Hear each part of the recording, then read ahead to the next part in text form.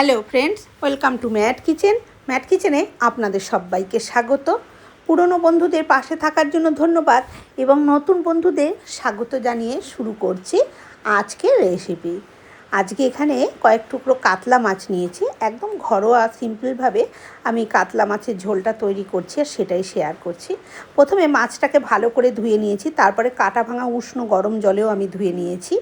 তারপরে এখানে দিয়ে দিচ্ছি হচ্ছে 1 চামচ হলুদ গুঁড়ো আর পরিমাণ মতন লবণ দিয়ে লবণ আর হলুদের সাথে মাছটাকে ভালো মতন মেখে নেব। এখানে চাইলে আপনারা একটু কাঁচা তেল বা সাথে লাল লঙ্কার গুঁড়ো ব্যবহার করতে পারেন, আমি করছি না, কিন্তু অনেকেই করে, আপনারাও করতে পারেন। যাই হোক, খুব ভালো করে মাছটাকে মেখে 10 মিনিট এইভাবে রেখে দিয়েছি। আর ততক্ষণে একটা মশলাও তৈরি করে নিই। এখানে দিয়ে দিলাম 2 টেবিল চামচ লাল লঙ্কার গুঁড়ো আর 1 টেবিল চামচ জিরের গুঁড়ো আর 1 টেবিল চামচ হচ্ছে ধনের গুঁড়ো, আর দিয়ে দেবো এখানে ছোটো চা চামচের 1 চামচ হচ্ছে হলুদ গুঁড়ো। তারপরে অল্প জল দিয়ে এটাকে গুলে রাখবো, ভালো করে গুলে রেখে দেব। যেহেতু এটা গুঁড়ো মশলা সেহেতু আমাকে এটা করতে হচ্ছে। যদি এটা বাটা মশলা হতো তাহলে এটা করতে হতো না।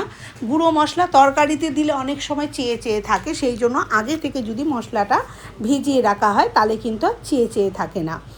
তারপরে কড়াইতে সর্ষের তেল দিয়ে দিলাম। তেলটা খুব ভালো মতন গরম হলে মাছগুলো দিয়ে দিচ্ছি। তবে তেলটাকে কিন্তু ভীষণ ভালোভাবে গরম করতে হবে, মানে তেল দিয়ে যখন ধোয়া মতন ভাব উঠবে কড়াইয়ের ওপর দিয়ে তাকালে দেখা যাবে, তখন কিন্তু গ্যাসের আঁচটা লোতে করে দিয়ে মাছগুলো ছাড়তে হবে। তাহলে কিন্তু মাছ কড়াইতে কোনো দিনও লেগে যাবে না। আর যারা সেটাও না বুঝবেন, নতুন রাঁধুনি, তাদের জন্য একটা টিপস বলে দিচ্ছি। এই যখন তেলের মধ্যে তেলটা গরম হয়ে যাবে, তেলের মধ্যে তখন একটুখানি লবণ দিয়ে ভালো মতন করে একটু নাড়াচাড়া করে নেবেন তেলটাকে কড়াইয়ের চারপাশে।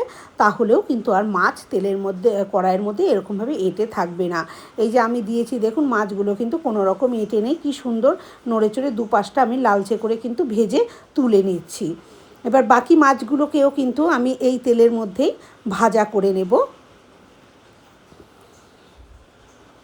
আর আমরা একটু মাছ লালচে করেই ভাজি, সেই জন্য আমি লালচে করেই ভেজেছি। আপনারা নিজেদের পছন্দ মতন মাছটাকে ভেজে নেবেন। বাকি যে মাছগুলো ছিল আর কি, সেই মাছটাও ভালো করে এইভাবে ভেজে নিলাম। যেহেতু এখানে গাদা পেটি ছিল সেহেতু গাদা পেটি খুব ভালো করে, দেখুন সব মাছটা ভাজা হয়ে গেছে। এবারে এই তেলে বাকি রান্নাটা করে নেব। তার জন্য সবার আগে দিয়ে দিলাম 1 চামচ মতন সাদা গোটা জিরে ফোড়নে। জিরেটা ভালো মতন ফোড়ন হয়ে গেলে এখানে দিয়ে দিয়েছি আলু। যেহেতু অনেকগুলো মাছ, আমি সেই অনুপাতে এখানে আলুটা ব্যবহার করেছি, আপনারা নিজেদের পছন্দ মতন ব্যবহার করবেন। আলুটা মিনিট 2 নাড়াচাড়া করে নেওয়ার পরে সেখানে দিয়ে দিলাম হলুদ গুঁড়ো আর দিয়ে দিয়েছি স্বাদ মতন লবণ। এবার এই নুন আর হলুদের সাথে ভালো করে আলুটাকে একটু ভেজে নেব। হলুদের কাঁচা গন্ধটাও চলে যাবে আর আলুটাও বেশ 50% সেদ্ধ হয়ে যাবে। তারপরে এখানে দিয়ে দিচ্ছি একটা বড় সাইজের টমেটো। এখানে আমি আর একটা কথা বলি বন্ধুরা, আমি সব সময় টমেটো ব্যবহার করি, বেশিরভাগ সময়ই আমি কিন্তু দানাগুলো ফেলে দিই। কারণ হচ্ছে যাদের হাঁটুতে ব্যথা, কেনুতে ব্যথা, এই সব জয়েন্টে ব্যথা হয় না, তাদের জন্য কিন্তু টমেটোর দানা সমেত টমেটো খেলে কিন্তু ব্যথা বেশি বাড়ে। আর যদি দানাটা ফেলে খাওয়া হয় তাহলে কিন্তু ব্যথাটা খুব কম থাকে। এই জন্য আমার যেহেতু হাঁটুতে ব্যথা আছে সেহেতু আমি কিন্তু টমেটোর দানাটা বেশিরভাগ সময় ফেলেই রান্না করি। তারপরে টমেটো দেওয়ার পর আবার 2-3 মিনিট নাড়াচাড়া করে নিয়েছি। গ্যাসের আঁচটা মিডিয়াম টু লোতে আছে। তারপরে যে মশলাটা আমি জলে গুলে রেখেছিলাম সেই মশলাটা এখানে দিয়ে দিলাম। দিয়ে ভালো করে নাড়াচাড়া করে নিয়ে এবারে আমি এটাকে একটু ঢাকা দিয়ে দেবো। আর গ্যাসের আঁচটা এই সময় আমি মিডিয়াম টু লোতে করে দেবো। এতে আলুটা খুব সুন্দরভাবে মশলার সাথে কষে যাবে আর আলুটা কিন্তু সেদ্ধও হয়ে যাবে। এবারে 2 মিনিট পর ঢাকনাটা খুলে নিয়েছি। দেখুন খুব ভালোভাবে কিন্তু মশলার সাথে কষে গেছে আর ওপর দিয়ে দেখুন তেল কিন্তু সেপারেট হতে শুরু করে দিয়েছে আলুর পাশ দিয়ে। সেই সময় আমি দিয়ে দিচ্ছি জল। জলটাও নিজেদের ইচ্ছা মতন ব্যবহার করতে হবে, মানে যে যেরকম ঝোল পছন্দ করবেন। এখানে যেহেতু মাছ অনেকটা আছে, আলুও অনেকটা আছে, সেহেতু আমি সেই অনুপাতে জলটা এখানে ব্যবহার করেছি। আর আলুতে কিন্তু ঝোল টেনে নেয়, সেই জন্য এই জলটা একটু বেশিই দিতে হয়েছে। যাই হোক, তারপরে লবণ দিয়ে আমি ঢাকা দিয়ে দিয়েছিলাম।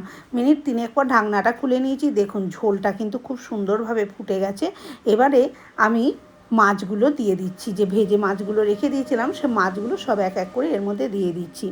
মাছটা দেওয়ার পর আর বেশিক্ষণ রান্না করতে হবে না, আর 2 মিনিট মতন 3 মিনিট মতন ফুটিয়ে নিলেই কিন্তু রান্নাটা রেডি হয়ে যাবে।